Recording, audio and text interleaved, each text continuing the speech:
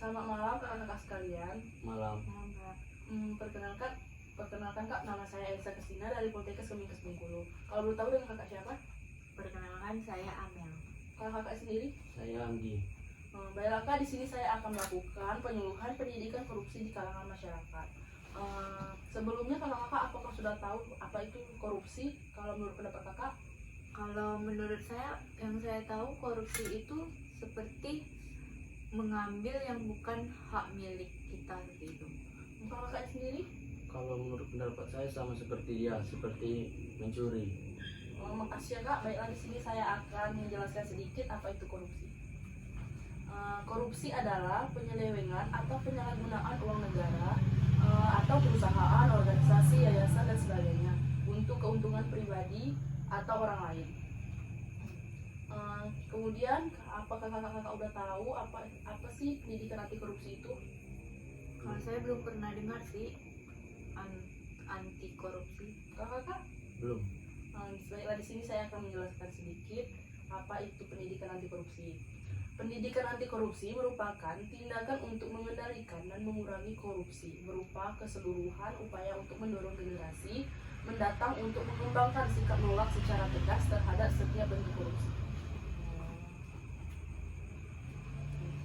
Adapun cara pencegahan korupsi di lingkungan masyarakat yang bisa kita lakukan yaitu satu, memberikan informasi terkait dengan terjadinya korupsi kepada penegak hukum yang menangani perkara tindakan pidana korupsi. Kemudian yang kedua itu menyampaikan saran dan pendapat secara bertanggung jawab kepada penegak hukum yang menangani perkara korupsi tersebut. Bagaimana sih karakter yang harus kita miliki untuk menolak anti korupsi tersebut? Ada 5 karakter yang harus dimiliki di masyarakat untuk menolak anti korupsi tersebut. Yang pertama itu jujur, bertanggung jawab, berani, tegas, dan disiplin.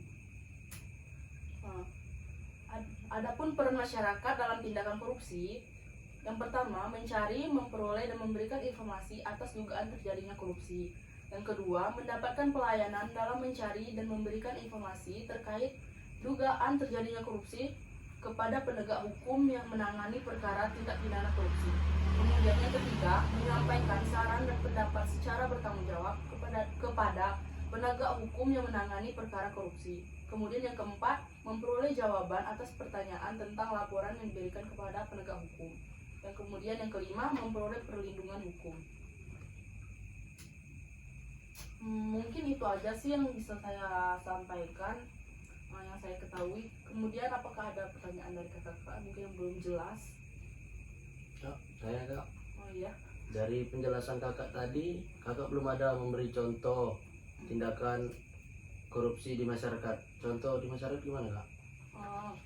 Makasih ya kak atas pertanyaannya. Mungkin salah satu contoh di masyarakat itu yang sering kita dengar itu seperti adanya pemilihan calon ketua RT.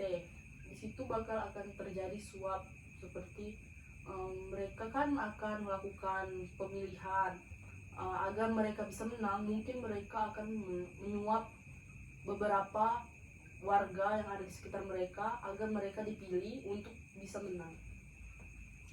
Oh iya kak, berarti kalau cara mencegah korupsi itu harus dari diri kita sendiri dulu ya, seperti sifat-sifat disiplin, jujur, itu dari kita sendiri dulu berarti kan kak? Ya, itu harus kita tanam dalam diri kita sendiri, dan kemudian kalau udah tertanam dalam diri kita sendiri, kita bisa mengajak teman-teman kita untuk menolak segala bentuk korupsi.